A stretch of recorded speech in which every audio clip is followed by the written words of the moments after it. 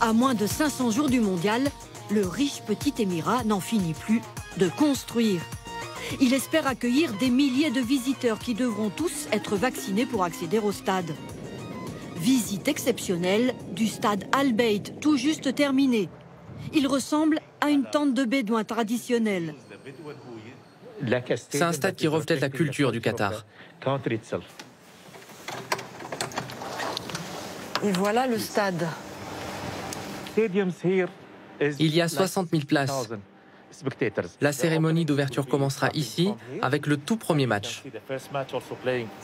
Et directement intégré aux tribunes, surprise, un hôtel. C'est comme une suite? Oui, c'est pour les invités VIP que nous accueillerons.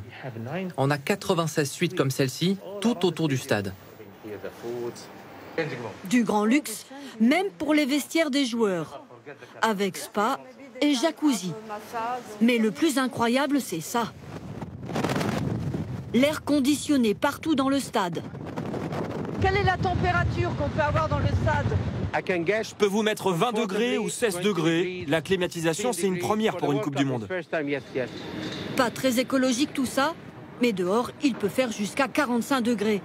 Le Qatar est prêt à tout pour réussir sa Coupe du Monde. Certains l'appellent déjà le mondial de la démesure.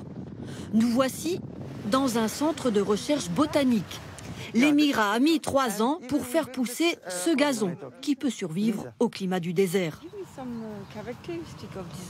Allez-y, oui, vous pouvez toucher. Ce gazon est parfait pour les stades, parce qu'il correspond aux standards de la FIFA et aux jeux des footballeurs. Mais les conditions de vie des ouvriers migrants, elles, ne sont pas encore conformes au droit international des travailleurs. C'est ce que dénoncent des ONG depuis des mois. Selon ces organisations, les accidents de travail dans les stades ont entraîné de nombreux décès, notamment en raison de l'extrême chaleur.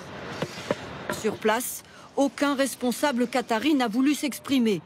Mais sous la pression internationale et la menace d'un boycott, le Qatar s'est engagé, comme il est écrit dans ce communiqué officiel, à faire des réformes et garantir la sécurité des ouvriers sur les chantiers.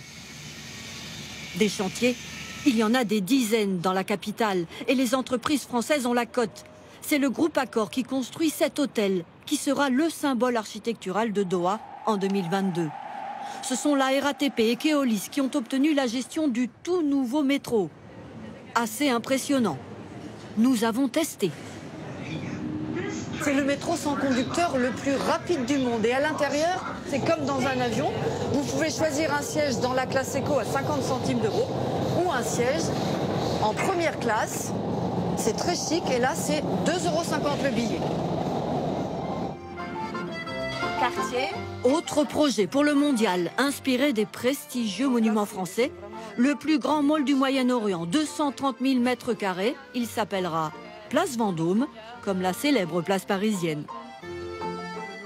Les propriétaires ont vraiment été inspirés par le luxe français, par l'art de vivre français.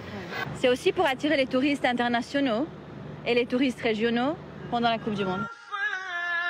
Car ce mondial représente une opportunité unique pour les Qataris. C'est ce que nous avouent ces deux étudiantes. Il y a de plus en plus de personnes qui s'intéressent au Qatar et c'est grâce au mondial. Je suis très heureuse de recevoir des visiteurs et de leur faire découvrir notre culture. Faire briller le Qatar aux yeux du monde, c'est bien l'objectif du petit émirat gazier. 160 milliards d'euros seront dépensés pour accueillir la compétition, un record.